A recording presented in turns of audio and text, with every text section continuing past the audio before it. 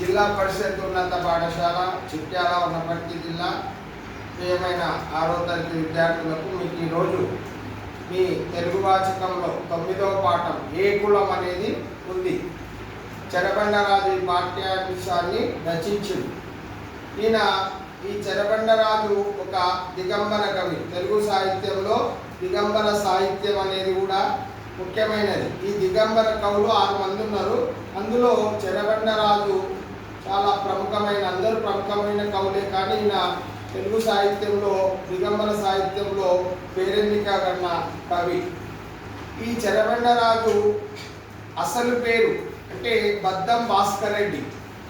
వీళ్ళు కలం పేరుతో కవిత్వము రాయడం జరిగింది. ఇక్కడ ఉంది ఏ కులము చెరబండరాజు. ఇక్కడ టీచర్ విద్యార్థులకు బోధిస్తుంది. ఈ బొమ్మని చూడండి, ఆలోచించండి, మాట్లాడండి అనేది ఇక్కడ ఉంది. అయితే ఇక్కడ మనకు ఈ కవి పరిచయం, అక్కడ చిత్రం కూడా ఉంది. ఆయన చిత్రం అందులో కింద 3/1 1944, 2/7 1987 ఆయన జనన మరణాలు.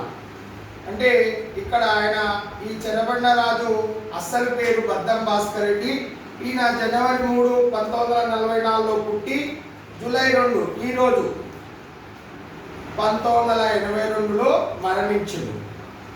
అయితే ఈయన తెలుగు సాహిత్యంలో చాలా ప్రసిద్ధమైన కవితలు రాసిండు.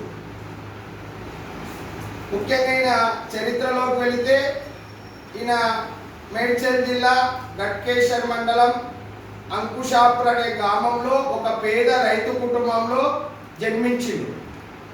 తర్వాత ఈయన ఉపాధ్యాయుడిగా పనిచేసిండు. హైదరాబాద్లో ఉపాధ్యాయుడిగా పనిచేస్తూ తెలుగు సాహిత్యంలో దిగంబర కవిగా పేరెన్నిక గన్ని చాలా కవిత అంటే నన్నెక్కడియండి బోను అనే కవితతో తెలుగు సాహిత్యంలో ఒక సూర్యునిలా ఉదయించిండు.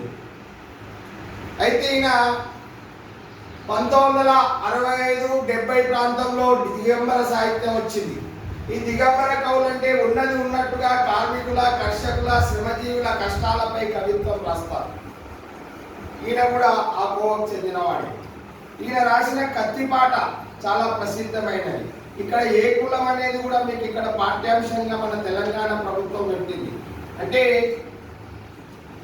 ఈ సృష్టిలో పుట్టిన మానవునికి కులం లేదు, మతం లేదు, మధ్యలో వచ్చినాయి కుల మతాలు. ముందు మానవుడు శ్రమజీవి, కష్టజీవి.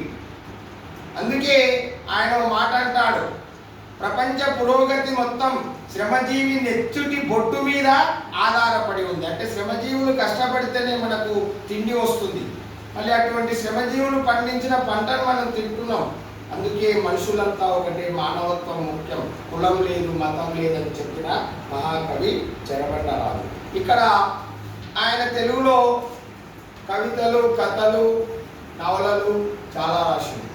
దిక్సూచి, ముట్టడి, ఇవి గమ్యం, ఇట్లా.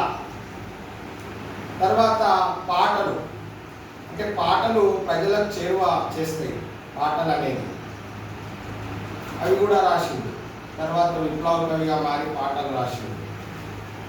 తర్వాత మహాకవి శ్రీశ్రీ మహాప్రస్థానం, మరో ప్రస్థానం రాసింది.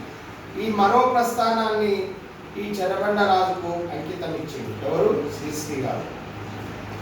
తర్వాత ఈయన తెలుగులో నవలలు కూడా గంజినీళ్ళు, ఎర్రని రాళ్ళు అనే నవలలు కూడా రాయడం జరిగింది నవలా సాహిత్యంలో కూడా. కనుక ఈయన విప్లవ రచయితల సంఘం వ్యవస్థాపక సభ్యుడిగా, కార్యదర్శిగా కూడా పనిచేసింది. ఈయన ఆ రోజుల్లో విప్లవ కవిత్వాలు రాస్తున్నాడని అప్పటి ప్రభుత్వం ఆయన ఉద్యోగాన్ని కూడా సస్పెండ్ చేసింది. మళ్ళీ పోరాటాల ద్వారా ఉద్యోగానికి ఎక్కింది. ఈయన జైల్లో పెట్టడం వల్ల అనారోగ్యానికి గురై మెదడు క్యాన్సర్తో జూలై 2 ఎప్పుడంటే 1982లో చనిపోవడం, మెదడు క్యాన్సర్ అనే రోగంతో. కనుక ఆయన తెలుగు సాహిత్యంలో, అందుకే ఆయన చివరికి ఓ మాట అన్నాడు, ఏ రోజైనా ప్రజా పోరాటాలు రచించకపోతే నాకు జీవించనట్టుండదు అని చెప్పిన గొప్ప కవి. అంటే ఈ పోరాటాలపైన నాకు ఏ రోజు ఆ రోజు ఆయన కవితను ఏదో రాస్తాడు, రాయకపోతే ఆయనకు జీవించినట్లే ఉన్నదంట. ప్రతిరోజు కలం బట్టి ఆయన కలం పేరే చెరబండరాజు. కలం బట్టి ప్రజలు, శ్రామికులు, కర్షకులు పోరాటాలు చేస్తారు. వాళ్ళకి ఏంటంటే వాళ్ళ ఉనికికి ప్రమాదం ఏర్పడినప్పుడు, వాళ్ళ కష్టానికి తగిన కూలీ లభించినప్పుడు పోరాటాలు చేస్తారు. ఆ పోరాటాల మీద తన కవిత ద్వారా ప్రపంచానికి తెలియజేసింది. అందుకే మనం మీకు తర్వాత ఈ పాఠం గురించి వివరంగా చెప్తా. కానీ ముందు ఇక్కడ ఒకటి ఉంది చూడండి, ఏ కులమబ్బి మా దేమతమబ్బి. ఇక్కడ ఇది పల్లవి చరణాలు ఉంటాయి.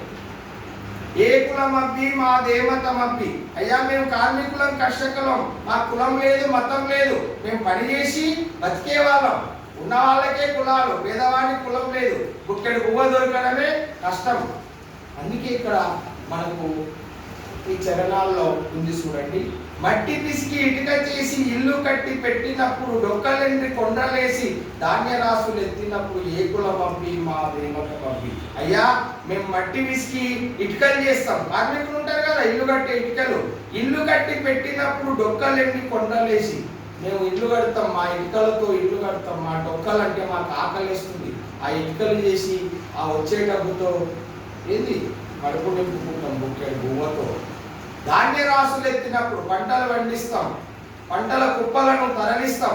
ఇవన్నీ మేము చేసే పనులే, మాకు కులం లేదు, మతం లేదు అంటున్నాం.